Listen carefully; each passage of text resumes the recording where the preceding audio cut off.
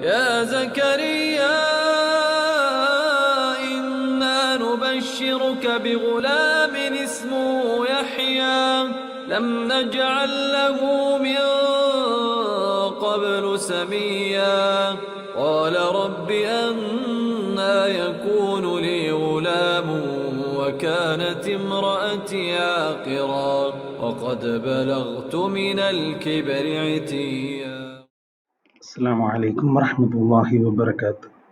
ഖുർആൻ പദം 966 ദിവസത്തിലേക്ക് എല്ലാവരെയും ഹാർദമായി സ്വാഗതം ചെയ്യുന്നു. സൂറത്തുൽ മറിയമിലെ 7-8 ആയത്തുകളാണ് ഇന്ന് പഠന വിധേയമാക്കുന്നത്. ക്ലാസ് ആരംഭിക്കുന്നതിനായി ആദരണീയനായ ഡോക്ടർ എ.ഐ. വിലായത്തുള്ള സാഹിബിനെ ക്ഷണിക്കുന്നു. അസ്സലാമു അലൈക്കും വറഹ്മത്തുള്ളാഹി വബറകാതുഹു. അഊദു ബില്ലാഹി മിനശ് ശൈത്വാനിർ റജീം. ബിസ്മില്ലാഹിർ റഹ്മാനിർ റഹീം. യാ സക്കരിയ ഇന്നാ നുബശ്ശിറുക ബിഗുലാമിൻ ഇസ്മുഹു യഹ്യ ലം നജ്അൽ ലഹു മിൻ ഖബ്ലു സമീയ ഖാല റബ്ബി أنى يكون لي غلام وكانت امرأتي عاقرا وقد بلغت من الكبر عتيا صدق الله العظيم. സൂറത്ത് മറിയമിലെ 7-8 ആയത്തുകളാണ് ഞാൻ നിങ്ങളെ കേൾപ്പിച്ചിട്ടുള്ളത്. ഈ സൂറത്തിന്റെ തുടക്കം മുതലുള്ള പ്രഭാഷണം സക്കരിയ അലൈഹിസ്സലാമിന്റെ ഒരു പ്രാർത്ഥനയെ പരാമർശിച്ചുകൊണ്ടുള്ളതാണ്. വളരെ നേർത്ത ശബ്ദത്തിൽ സക്കരിയ അലൈഹിസ്സലാം തന്റെ റബ്ബിനെ വിളിച്ചുകൊണ്ട് പ്രാർത്ഥിച്ച് റബ്ബിനോട് ഒരു കാര്യം ആവശ്യപ്പെട്ട സംഗതിയാണ്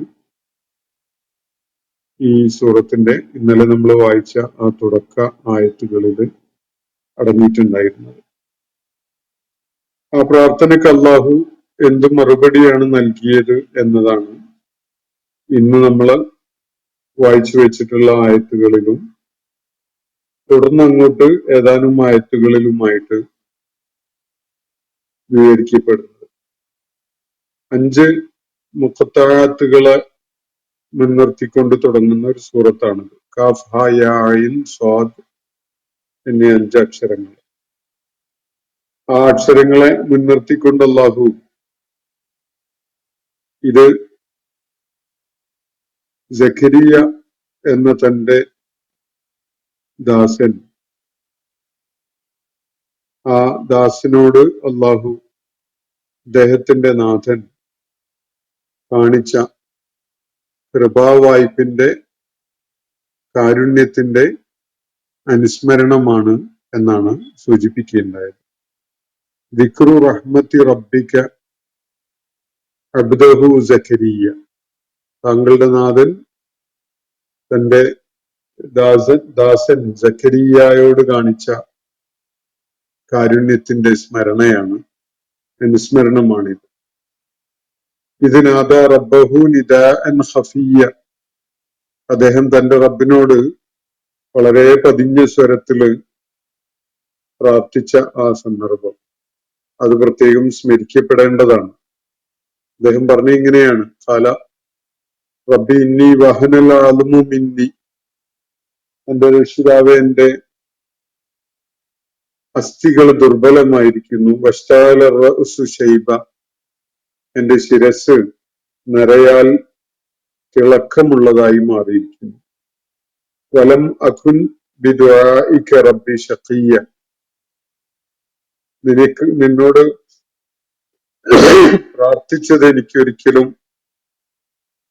ഒരു പരാജയമായി മാറിയിട്ടില്ല, ഒരു നിരാശയുടെ കാരണമായി മാറിയിട്ടില്ല. വഇന്നി ഖിഫ്തുൽ മവാലിയ മിൻ വറാഇ വകാനത് ഇംറഅതി ആഖിറ, എന്റെ അനന്തരഗാമികളുടെ കാര്യത്തില്, എന്റെ പിന്തുടർച്ചക്കാരുടെ കാര്യത്തില് ഞാൻ വല്ലാത്ത വിഷമത്തിലാണ്. ഞാൻ നിലകൊള്ളുന്ന ആദർശം ഉയർത്തിപ്പിടിച്ചുകൊണ്ട് ഞാൻ നിർവഹിച്ചിരുന്ന ദൗത്യം നിർവഹിച്ചുകൊണ്ട് മുന്നോട്ട് പോകാൻ കെൽപ്പുള്ള, അതിന് യോഗ്യതയുള്ള പിന്മുറക്കാര്, പിൻഗാമികള്, അനന്തരാവകാശികള് ഒന്നും അതിന് യോഗ്യതയുള്ളവരായി ആരും രംഗത്തുള്ളതായിട്ട് എനിക്ക് കാണാൻ പറ്റുന്നില്ല. അതുകൊണ്ട് തന്നെ എനിക്ക് അക്കാര്യത്തില് വലിയ ഭയപ്പാടാണ്. അനർഹരായ, അയോഗ്യരായ ആളുകൾ ആ സ്ഥാനങ്ങളിലേക്ക് വരേണ്ടി വരുന്ന അവസ്ഥ ഉണ്ടാകും.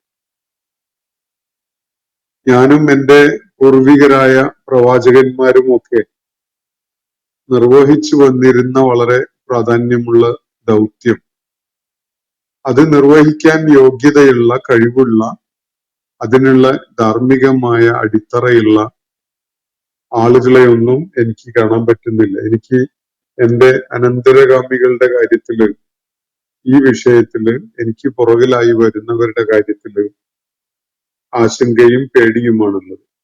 വക്കാനത്തിമ്രഅത്തിയാഖിറ, എൻ്റെ പത്നിയോ, എൻ്റെ പത്നിയാണെങ്കിൽ വന്ധ്യയാണ് താൻ. ഫഹബ്ലി മില്ലതുൻക വലിയ്യ, അതിനാൽ നിന്റെ അടുക്കൽ നിന്നുള്ള ഒരു കാരുണ്യം, പ്രത്യേക പരിഗണന, ഔദാര്യം എന്നൊക്കെയുള്ള നിലക്ക് ഒരു വലിയന്, ഒരു പിന്തുടർച്ചക്കാരനെ, അല്ലെങ്കിൽ ഒരു ചുമതല ഏൽപ്പിക്കപ്പെടേണ്ടവനായ ഒരു അനന്തരഗാമിയെ, അനന്തരാവകാശിയെ, അല്ലെങ്കിൽ ഒരു പുത്രനെ നീ എനിക്ക് നൽകണമേ എന്നാണ് ഇവിടെ സക്കരിയ അലൈഹിസ്സലാം പ്രാർത്ഥിക്കുകയുണ്ടായത്. അദ്ദേഹം യരിസുനി, എന്റെ പിന്തുടർച്ചക്കാരനായിട്ട്, എന്റെ അനന്തരാവകാശിയായിട്ട് വരേണ്ടവനായിട്ട്. യരിസുമിൻ ആലി യാഖൂബ്, യാഖൂബ് കുടുംബത്തിന്റെയും അനന്തരാവകാശിയായിട്ട്, അല്ലെങ്കിൽ ആ യാഖൂബ് കുടുംബം നിർവഹിച്ചിരുന്ന ആ ദൗത്യം, അതിന്റെ അനന്തരഗാമി എന്നുള്ള നിലക്ക് അത് നിർവഹിക്കുന്നവനായിക്കൊണ്ടുള്ള ഒരാളെ. വജഅൽഹു റബ്ബി റദിയ്യ, അവനെ നീ തൃപ്തിപ്പെട്ടവരുടെ കൂട്ടത്തിൽ ഉൾപ്പെടുത്തുകയും ചെയ്യണമേ എന്നാണ് സക്കരിയ അലൈഹിസ്സലാം പ്രാർത്ഥിക്കുന്നത്.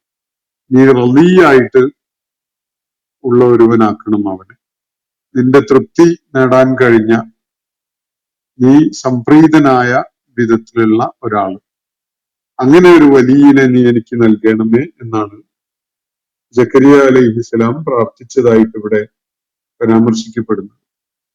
2-3 പേരുകൾ ഇവിടെ ശ്രദ്ധേയമാണ്. ഒന്ന് സക്കരിയ എന്ന പേര്, മറ്റൊന്ന് ആലി യാഖൂബ് എന്നത്. ഇനി തുടർന്ന് നമ്മൾ ഇന്ന് വായിച്ച 2 ആയത്തുകളിൽ പരാമർശിക്കപ്പെടുന്ന യഹിയ എന്ന പേര്, ബനൂ ഇസ്രായേൽ സമൂഹവുമായി ബന്ധപ്പെട്ടുകൊണ്ടാണ് നമുക്ക് ഈ പേരുകൾ മനസ്സിലാക്കാൻ സാധിക്കുക. ബനൂ ഇസ്രായേൽ സമൂഹം ഈജിപ്തിലെ അവരുടെ ആ പ്രവാസകാലം കഴിഞ്ഞ് മൂസ അലൈഹിസ്സലാമിന്റെ നേതൃത്വത്തിൽ അവര് ഈജിപ്തിൽ നിന്ന് പുറപ്പെട്ട് തങ്ങളുടെ നാട്ടിലേക്ക് മടങ്ങിയ ആ സംഭവത്തിന് ശേഷം 10-40 വർഷത്തെ അലച്ചില് സിനായി മരുഭൂമിയിലും പരിസരത്തും ഒക്കെ ആയിട്ട് അവർ നടത്തേണ്ടി വരുന്നുണ്ട്. അതിനുശേഷം ശംബീൽ പ്രവാചകന്റെ കാലത്താണ് അവർക്ക് ഫലസ്തീനിലേക്ക് തിരികെ എത്താൻ സാധിക്കുകയുണ്ടായിട്ടുള്ളത്. ഫലസ്തീൻ അവര് കൈയടക്കിയ ആ ഘട്ടത്തില് യാഖൂബ് അലൈഹിസ്സലാമിന്റെ 12 മക്കളുടെ, അവര് മുഖേനയുള്ള 12 ക്ലാനുകളായിട്ട്, 12 ഗോത്രങ്ങളായിട്ടാണ് അവര് ഫലസ്തീനില് അധിവാസം ഉറപ്പിക്കുകയുണ്ടായത്. 12 മക്കള് വ്യത്യസ്തങ്ങളായ ഗോത്രങ്ങൾ ആയിട്ട് മാറുകയും ആ 12 ഗോത്രങ്ങളുടെ നിയന്ത്രണത്തിലായിട്ടാണ് ഫലസ്തീന്റെ മുഴുവൻ കൈകാര്യകർത്തൃത്വവും ഉണ്ടായിരുന്നത്. അവരുടെ രാഷ്ട്രീയ നേതൃത്വം, മതപരമായ നേതൃത്വം, ഭരണ സംവിധാനങ്ങള്, ഇതൊക്കെ തന്നെ കൈയാളിയിരുന്നത് ഈ ഫലസ്തീൻ ഭൂപ്രദേശത്തെ 12 ഭാഗങ്ങളായി വിഭജിച്ചുകൊണ്ട് ഓരോ ഗോത്രത്തിന്റെയും ചുമതലയിൽ ഓരോന്ന് ഏൽപ്പിച്ചുകൊണ്ടൊക്കെയാണ്. 13ാമത്തെ ഒരു ഗോത്രം യാക്കൂബ് അലൈഹിസ്സലാമിന്റെ ലാവി എന്ന പേരിൽ അറിയപ്പെട്ടിരുന്ന മറ്റൊരു പുത്രന്റെ ആ ലാവി ബിൻ യാക്കൂബ് എന്ന പേരിൽ അറിയപ്പെട്ടിരുന്ന ഒരു വിഭാഗത്തിനാണ് അവരുടെ ആത്മീയ നേതൃത്വം ചുമതലപ്പെടുത്തപ്പെട്ടിരുന്നത്. ആ പരമ്പരയിലാണ് ഹാറൂൻ അലൈഹിസ്സലാമും ഒക്കെ ആ തുടർച്ചയായിട്ട് വരുന്ന ആ പരമ്പരയിലാണ് സക്കരിയ അലൈഹിസ്സലാമിനെ നമുക്ക് കണ്ടെത്താൻ പറ്റും. ഫലസ്തീനികളുടെ എന്ന് പറഞ്ഞാൽ അന്നത്തെ ബനു ഇസ്രായേൽ സമൂഹത്തിന്റെ എല്ലാ വിധത്തിലുള്ള ആത്മീയവും മതപരവുമായിട്ടുള്ള കാര്യങ്ങൾക്ക് മേൽനോട്ടം വഹിച്ചുകൊണ്ട് അവരെ സത്യമാർഗത്തില് ഉറപ്പിച്ചു നിർത്തി നന്മയുടെയും ധർമ്മത്തിന്റെയും ഒക്കെ പാതയില് സഞ്ചരിക്കുന്നവരായി അവർക്ക് ആ വിധത്തിലുള്ള ആത്മീയമായ മാർഗദർശനം നൽകിക്കൊണ്ടിരുന്നത്, അല്ലെങ്കിൽ അതുമായി ബന്ധപ്പെട്ടുകൊണ്ടുള്ള ചുമതലകളൊക്കെ നിർവഹിച്ചിരുന്നത് ഈ ലാവി ബിൻ യാക്കൂബ് എന്ന സന്താനത്തിന്റെ നേതൃത്വത്തിലുള്ള പ്രവർത്തനങ്ങളുടെ ഭാഗമായിട്ടാണ്. ആ പരമ്പരയിലാണ് തുടർന്ന് നിരന്തരം പ്രവാചകന്മാർ അവരിലേക്ക് വന്നുകൊണ്ടിരുന്നത്. അങ്ങനെ ഒരു ഘട്ടത്തില് ഈസ അലൈഹിസ്സലാമിന്റെ പിറവി സംഭവിക്കുന്നതിന്റെ മുന്നേയായി ഏതാനും ദശകങ്ങൾക്ക് മുമ്പായിട്ടാണ് സക്കരിയ അലൈഹിസ്സലാം ബനൂ ഇസ്രായേൽ സമൂഹത്തിന്റെ ആത്മീയ മാർഗദർശനം എന്ന ചുമതല നിർവഹിച്ചുകൊണ്ട് ആ സമൂഹത്തിൽ നിലകൊണ്ടിരുന്നത്. സക്കരിയ അലൈഹിസ്സലാം വിവാഹം ചെയ്തിരുന്നത് മറിയം റളിയല്ലാഹു അൻഹയുടെ സഹോദരിയെയാണ്. സക്കരിയ അലൈഹിസ്സലാമിനായിരുന്നു മറിയം റളിയല്ലാഹു അൻഹ മസ്ജിദുൽ അഖ്സയില് അവിടെ പ്രത്യേകമായി തയ്യാറാക്കപ്പെട്ടിരുന്ന മിഹ്റാബില് പ്രാർത്ഥനയിലും ആരാധനയിലും ഒക്കെ ആയിട്ട് കഴിഞ്ഞിരുന്ന സന്ദർഭത്തിൽ അവരുടെ ക്ഷേമകാര്യങ്ങൾക്ക് നേതൃത്വം കൊടുക്കാൻ, അതിന് മേൽനോട്ടം വഹിക്കാൻ ചുമതലയുണ്ടായിരുന്നത് ഈ സക്കരിയ അലൈഹിസ്സലാമിനാണ്. സക്കരിയ അലൈഹിസ്സലാം മറിയം റളിയല്ലാഹു അൻഹ മിഹ്റാബിലെ പ്രാർത്ഥനയിലും ആരാധനയിലും ഒക്കെ ആയിട്ട് കഴിഞ്ഞിരുന്ന ഘട്ടങ്ങളിലൊക്കെ അവരുടെ സുഖക്ഷേമങ്ങൾ അന്വേഷിച്ചുകൊണ്ട് അതിന് വേണ്ട കാര്യങ്ങള് മേൽനോട്ടം വഹിക്കുന്നതിനൊക്കെ വേണ്ടിയായി അവരുടെ മിഹ്റാബിലേക്ക് എത്തിച്ചേരുമ്പോഴൊക്കെയും തന്നെ മറിയം റളിയല്ലാഹു അൻഹയ്ക്ക് ആവശ്യമായ വിഭവങ്ങളൊക്കെ തന്നെ അവിടെ നൽകപ്പെട്ടിട്ടുണ്ടായിരുന്നു എന്നതാണ് അദ്ദേഹം കാണുകയുണ്ടായത്. സക്കരിയ അലൈഹിസ്സലാം സന്താനങ്ങൾ ഉണ്ടായിട്ടില്ലാത്ത ആളായിരുന്നു. അദ്ദേഹം മറിയം റളിയല്ലാഹു അൻഹയ്ക്ക് അല്ലാഹു വളരെ അസാധാരണമായ, അഭൗമമായ, അത്ഭുതകരമായ രീതിയിൽ ദൈവികമായ അനുഗ്രഹങ്ങള് ലഭിച്ചുകൊണ്ടിരിക്കുന്നത് നേരിട്ട് കാണാനും മനസ്സിലാക്കാനും അവസരമുണ്ടായ ആ ഘട്ടത്തിലൊക്കെ തൻ്റെ സ്വകാര്യമായ ഒരു വിഷമം അള്ളാഹുവിന്റെ മുന്നിൽ ബോധിപ്പിക്കാറുണ്ടായിരുന്നു.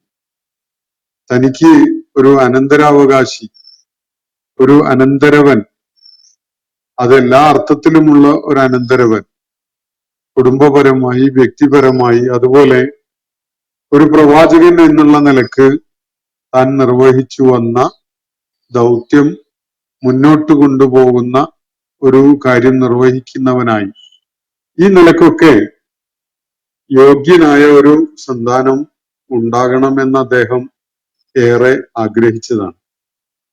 പക്ഷെ പ്രായമേറെ എത്തി, എല്ലുകളൊക്കെ ദുർബലമായി, ശിരസ് നരബാധിച്ച് വെട്ടിത്തിളങ്ങുന്ന വിധത്തിലായി.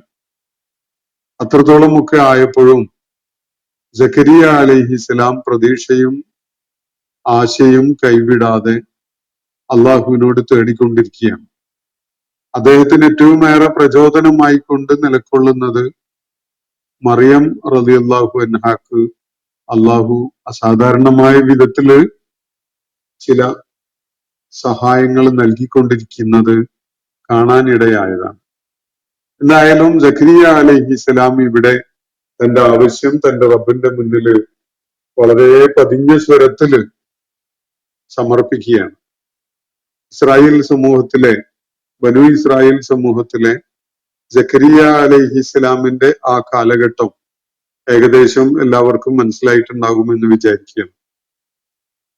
ഇബ്രാഹിം അലൈഹിസ്സലാമിന്റെ പുത്രൻ ഇസ്ഹാഖ് അലൈഹിസ്സലാമിന്റെ പുത്രനാണ് യാഖൂബ് അലൈഹിസ്സലാം.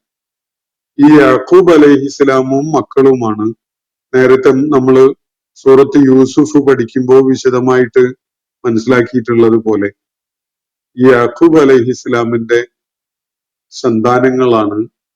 യൂസുഫ് അലൈഹിസ്സലാം ഈജിപ്തിലെ ഭരണാധികാരിയായി മാറിയ ഘട്ടത്തില് എല്ലാവരും തന്നെ ഈ ഖനാൻ പ്രദേശത്ത് നിന്ന് ഫലസ്തീൻ പ്രദേശത്ത് നിന്ന് പുറപ്പെട്ടു വന്ന് ഈജിപ്തിൽ താമസിക്കുന്ന ഒരു സാഹചര്യം ഉണ്ടാവുകയുണ്ടായത്. നമ്മളത് വിശദമായിട്ട് മനസ്സിലാക്കിയിട്ടുള്ളതാണ്. ഈ യാക്കൂബ് അലൈഹിസ്സലാമിന്റെ മറ്റൊരു പേരായിരുന്നു ഇസ്രായേൽ എന്നത്. ആ നിലക്കാണ് യാക്കൂബ് അലൈഹിസ്സലാമിന്റെ സന്തതികളുടെ ആ പരമ്പര ഒന്നാകെ ഇസ്രായേലിയർ, ബനു ഇസ്രായേൽ എന്ന പേരിൽ അറിയപ്പെടാൻ ഇടയാവുന്നത്. അപ്പൊ യാക്കൂബ് അലൈഹിസ്സലാം ഇബ്രാഹിം അലൈഹിസ്സലാമിന്റെ പൗത്രനാണ് എന്ന കാര്യം വ്യക്തമാണല്ലോ. ഇബ്രാഹിം അലൈഹിസ്സലാമിന്റെ പൗത്രനായ യാക്കൂബ് അലൈഹിസ്സലാമിന്റെ സന്താന പരമ്പരയിലെ ഒരു കണ്ണി ലാവി ബിൻ യാക്കൂബ് എന്ന പേരിൽ അറിയപ്പെട്ടിരുന്ന ആ ഒരു ഗോത്രം, അത് ആ ഗോത്രത്തിന്റെ പരമ്പരയിലാണ്, തുടർച്ചയിലാണ് സക്കരിയ അലൈഹിസ്സലാമും അതുപോലെ യഹിയ അലൈഹിസ്സലാമും ഒക്കെ വരുന്നത്. അപ്പോ ഇവിടെ സൂചിപ്പിക്കപ്പെട്ടത് ബനു ഇസ്രായേൽ സമൂഹത്തിന്റെ പ്രവാചകന്മാരുടെ ഒരു പരമ്പര തന്നെ അവരിലേക്ക് എത്തുന്നുണ്ട്. അതിലെ ഒരു കണ്ണിയാണ് സക്കരിയ അലൈഹിസ്സലാം.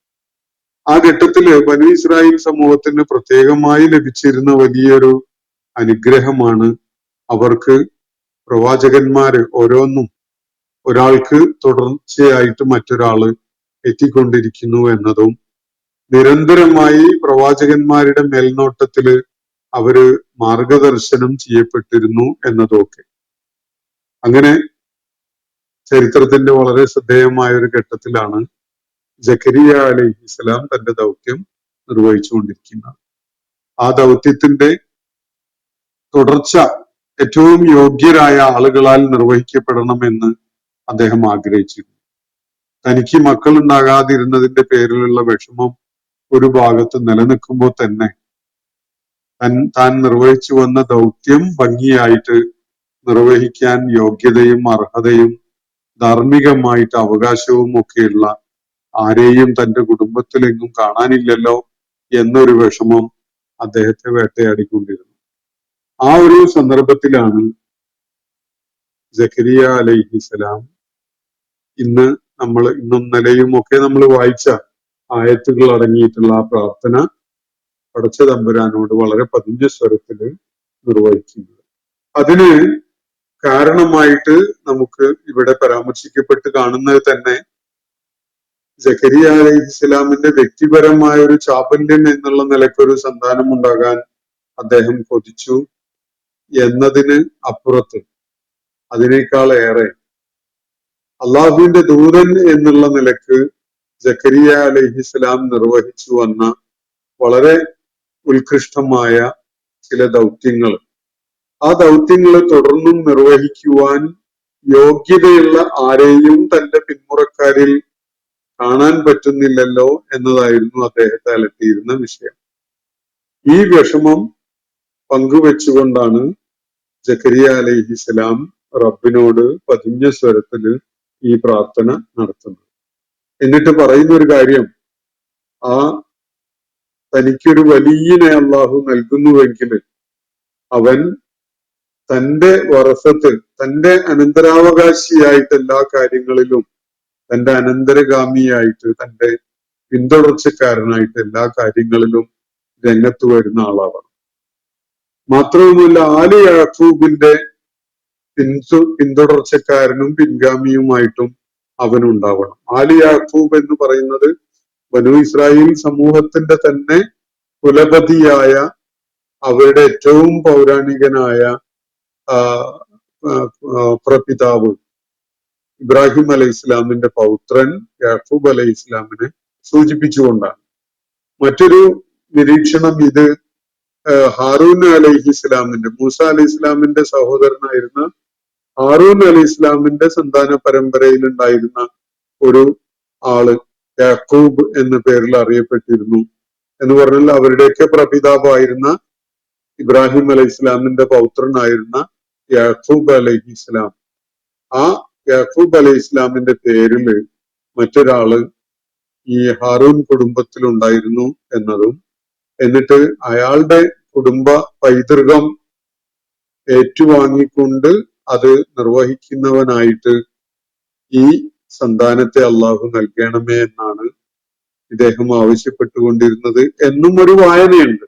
പക്ഷെ കൂടുതൽ പ്രബലമായത് നമുക്ക് ഇബ്രാഹിം അലൈഹി ഇസ്ലാമിന്റെ പൗത്രനായ ഇസ്രായേൽ എന്ന പേരിൽ അറിയപ്പെട്ടിരുന്ന യാക്കൂബ് അലൈഹി ഇസ്ലാമിന്റെ കുടുംബത്തിന്റെ ആ പൈതൃകം ഏറ്റുവാങ്ങുന്ന പിന്തുടർച്ചക്കാരനാകണം ഈ സന്താനം എന്നാണ് സക്കരിയ അലൈഹി ഇസ്ലാം പ്രാർത്ഥിച്ചിരുന്നത് എന്ന നിരീക്ഷണം. ഇതാണ് കൂടുതൽ പ്രബലമായിട്ടുള്ളത്.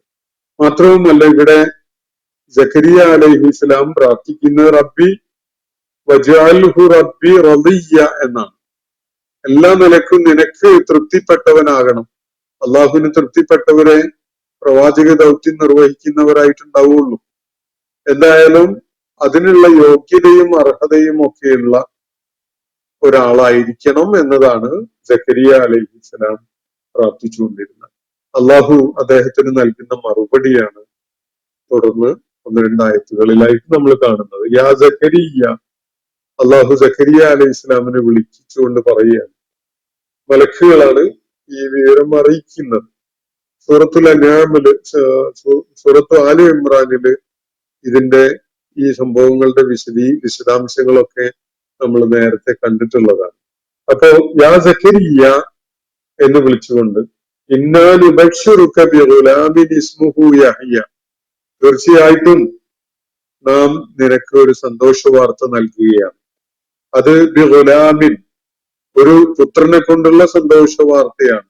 ഇസ്മുഹു യഹ്യ, യഹ്യ എന്ന് പേരുള്ള ഒരു പുത്രനെ കൊണ്ട് നാം നിനക്കിതാ ഒരു സന്തോഷ വാർത്ത നൽകുന്നു എന്നാണ് സക്കരിയ അലൈഹി ഇസ്ലാമിനെ വിളിച്ചുകൊണ്ട് ഇവിടെ അള്ളാഹു അറിയിക്കുന്നത്. യാ സക്കരിയ ഇന്നാ നുബശ്ശിറുക ബിഗുലാമിൻ ഇസ്മുഹു യഹ്യ, യഹിയ എന്ന് നാമകരണം ചെയ്യപ്പെടാനിരിക്കുന്ന ഒരു സന്താനം, ഒരു പുത്രൻ താങ്കൾക്കുണ്ടാകും എന്ന വിധത്തിൽ ഇതാ നാം താങ്കൾക്ക് ഒരു സന്തോഷ വാർത്ത അറിയിക്കുന്നു.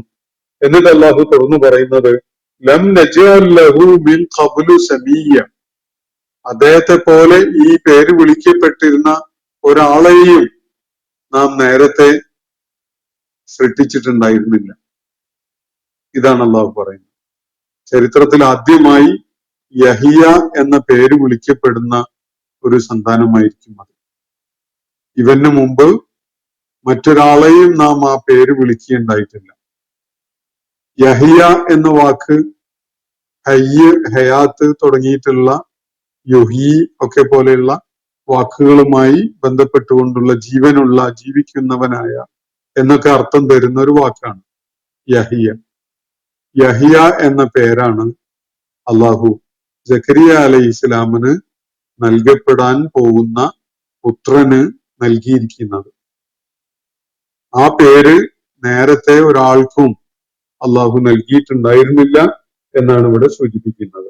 ലം നജഅൽ ലഹു മിൻ ഖബ്ലു സമീയ, ഈ ഇസ്മ നൽകപ്പെട്ട മറ്റൊരാളെയും ഞാൻ നേരത്തെ സൃഷ്ടിച്ചിട്ടുണ്ടായിരുന്നില്ല. ഖാല, അപ്പോ സക്കരിയ അലൈഹിസ്സലാം അദ്ദേഹത്തിന്റെ എല്ലാവിധത്തിലുമുള്ള ആ ആശ്ചര്യവും അവിശ്വാസവും ഒക്കെ അടങ്ങിയ വിധത്തിൽ പ്രതികരിക്കുകയാണ് ഇവിടെ. റബ്ബി അന്നേ യകൂനു ലീ ഗുലാമുൻ, എന്റെ നാഥ എങ്ങനെയാണ് ഇപ്പോ എനിക്കൊരു പുത്രൻ ഉണ്ടാകാൻ പോകുന്നത്? ഇതാണ് തികഞ്ഞ അത്ഭുതവും ആശ്ചര്യവും അവിശ്വാസവും ഒക്കെ കലർന്ന വിധത്തില് സക്കരിയ അലൈഹി ഇസ്ലാമിന്റെ പ്രതികരണം. ഒരു പുത്രന് യഹിയ എന്ന പേരില് നേരത്തെ മറ്റൊരാളും ആ പേര് നൽകപ്പെട്ടിട്ടില്ല. അങ്ങനെ ഒരു പേര് നൽകപ്പെടുന്ന ആദ്യത്തെ ഒരു മനുഷ്യ സന്തതി, അങ്ങനെ ഒരു പേരില് താങ്കൾക്ക് നാം ഒരു പുത്രനെ നൽകുകയാണ് എന്നാണ് ഇവിടെ നൽകപ്പെട്ടിരിക്കുന്ന സന്തോഷ വാർത്ത. എന്നാൽ സക്കരിയ അലൈഹി ഇസ്ലാമിന് അതങ്ങ് വിഴുങ്ങാൻ പറ്റുന്നില്ല, അതങ്ങ് വിശ്വസിക്കാൻ പറ്റുന്നില്ല. അദ്ദേഹം ചോദിക്കുന്നത് അന്നേ യകൂനു ലീ ഗുലാമുൻ, എങ്ങനെയാണ് എനിക്കൊരു പുത്രൻ ഉണ്ടാവുക? വകാനത്ത് ഇംറഅതി ആഖിറ, എന്റെ പത്നിയാണെങ്കിൽ വന്ധ്യയുമാണല്ലോ എന്നാണ് അദ്ദേഹം പറയുന്നത്. ഞാന് ഒരു പടുവൃദ്ധനായിട്ടുണ്ട്, എന്റെ ശിരസ് നരബാധിച്ച് വെട്ടിത്തിളങ്ങുകയാണ്, എന്റെ അസ്ഥികൾ വളരെ ദുർബലമായിട്ടുണ്ട്. ഈ വാർദ്ധക്യത്തിന്റെ ഈ അങ്ങേയറ്റത്തെ അവസ്ഥയിലേക്ക് ഞാൻ എത്തിയ ഈ ഘട്ടത്തിൽ എങ്ങനെയാണ് എനിക്കൊരു പുത്രൻ ഉണ്ടാവുക? എന്റെ പത്നിയാണെങ്കിൽ വന്ധ്യയുമാണ്, ഇക്കാലം വരെയും അവര് ഒരു കുഞ്ഞിന് ജന്മം നൽകിയിട്ടില്ല, അവര് വന്ധ്യയാണ്. എന്നിട്ട് ഞാനിപ്പോ ഒരു പുത്രൻ ലഭിക്കുന്നവനാവുകയാണോ എന്നാണ് സക്കരിയ അലൈഹി ഇസ്ലാം ചോദിക്കുന്നത്. വഖദ് ബലഗത്തു മിനൽ കിബ്രി യതീയ, ഞാൻ എന്റെ പ്രായാധിക്യം അതിന്റെ എക്സ്ട്രീം അവസ്ഥയിലേക്ക് എത്തിയിരിക്കുകയാണല്ലോ. ആ അവസ്ഥയില് വഖദ് ബലഗത്തു മിനൽ കിബ്രി, പ്രായാധിക്യത്തില് അതിന്റെ തീയില് ഏറ്റവും എക്സ്ട്രീമായ ഒരു അവസ്ഥയില് എല്ലാവിധ ദൗർബല്യങ്ങളും ഏറ്റവും ഏറെ പ്രകടമാവുന്ന ഒരു പ്രായാധിക്യത്തിന്റെ അവസ്ഥയിൽ ഞാൻ എത്തിയിട്ടുമുണ്ട്.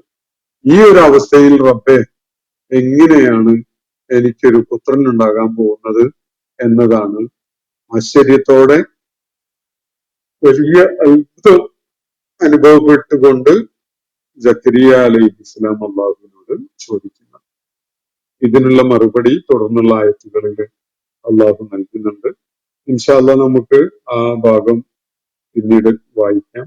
ഈ രണ്ടായത്തുകളിലായിട്ട് അള്ളാഹു സക്കരിയ അലൈഹി ഇസ്ലാം നിർവഹിച്ച അത്യസാധാരണവും അതുപോലെ ഹൃദയത്തെ ചേർത്ത് വെച്ചുകൊണ്ടുമുള്ള ആ പ്രാർത്ഥന, അത് അദ്ദേഹം നിർവഹിച്ചത് വളരെ പതിഞ്ഞ സ്വരത്തിലാണ്.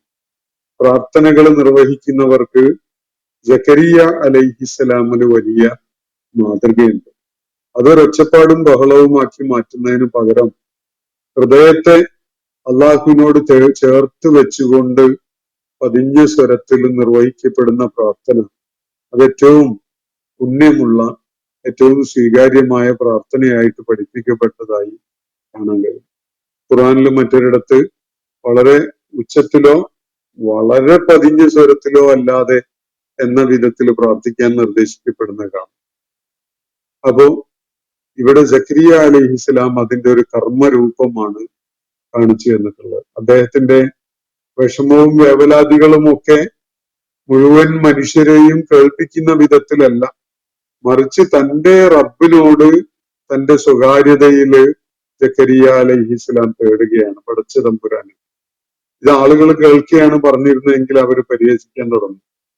ഇപ്പോ സക്കരിയ അലൈഹിസ്സലാം നടത്തിയിരിക്കുന്ന പ്രാർത്ഥന അള്ളാഹുവിനോട് വളരെ പതിഞ്ഞ സ്വരത്തില് പറഞ്ഞിട്ടുള്ള കാര്യം, താൻ വൃദ്ധനായിരിക്കുന്നു, എല്ലുകൾ വരെ ദുർബലമായിരിക്കുന്നു, തല നരബാധിച്ച് തിളക്കമുള്ളതായിട്ടുണ്ട്, പ്രായാധിക്യത്താൽ താൻ വളരെ ദുർബലനായി മാറിയിട്ടുണ്ട്, തീയായിട്ടുണ്ട്. എന്റെ ഈ കിബർ എന്ന് പറഞ്ഞ പ്രായാധിക്യം, വളരെ കൂടിയ പ്രായമുള്ള അവസ്ഥ, അതിന്റെ എക്സ്ട്രീം എൻഡിലേക്ക് എത്തിയ ഒരവസ്ഥയിലാണ് ഞാനുള്ളത്. എന്റെ പത്നിയാണെങ്കിൽ വന്ധ്യയാണ് താനും, പ്രസവിക്കാൻ കഴിവില്ലാത്തവളാണ് താനും. ഇങ്ങനെയൊക്കെയുള്ള ഒരു അവസ്ഥയിൽ എങ്ങനെയാണ് എനിക്ക് ഒരു പുത്രൻ ഉണ്ടാവുക എന്നതാണ് ജക്കരിയ അലൈഹി ഇസ്ലാമിനെ അത്ഭുതപ്പെടുത്തുന്നത്. അതാണ് അദ്ദേഹം ഇവിടെ ചോദിക്കുന്നത്. ഇന്നത്തെ സെഷൻ ഞാനിവിടെ അവസാനിപ്പിക്കുകയാണ്. അൽഹംദുലില്ലാഹി റബ്ബിൽ ആലമീൻ. അസ്സലാമു അലൈക്കും വറഹ്മത്തുള്ളാഹി വബറകാതുഹു. ഇന്നത്തെ ഖുർആൻ പദം ഇവിടെ സമാപിക്കുന്നു. ഖുർആൻ പഠനത്തിൽ പങ്കെടുത്ത എല്ലാവർക്കും അല്ലാഹു അർഹമായ പ്രതിഫലം നൽകി അനുഗ്രഹിക്കട്ടെ. വആഖിർ ദഅവാനാ അൽഹംദുലില്ലാഹി റബ്ബിൽ ആലമീൻ. അസ്സലാമു അലൈക്കും വറഹ്മത്തുള്ളാഹി വബറകാതുഹു.